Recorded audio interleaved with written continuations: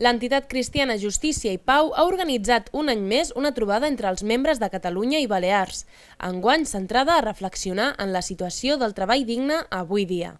Gent que treballa amb totes les diferents delegacions o centres o grups que hi ha de Catalunya i Balears, sobretot els que venen avui són la majoria de Menorca, els que venen de fora de Catalunya, i és per posar en comú i reflexionar sobre un tema que pugui marcar una mica els punts en què Justícia i Pau vol treballar, vol ser present i vol fer la seva feina. Els membres de la trobada es van citar a Badalona, on hi treballa un nombrós grup de Justícia i Pau, al qual va dedicar una ponència a fer una aproximació sociohistòrica de la zona.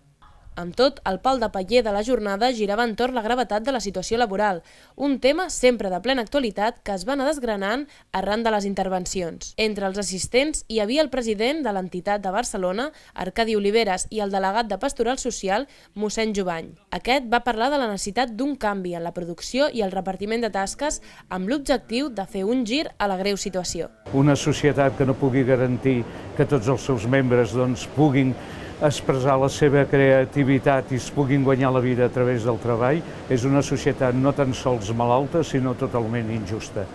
I hem de fer tot el possible perquè tothom pugui tenir el treball per mantenir-se, per mantenir la seva família, per construir el país i col·laborar d'aquesta manera a que la creació vagi endavant. Aquest és el principal propòsit que marcarà el camí a seguir per part de l'entitat durant aquest 2014.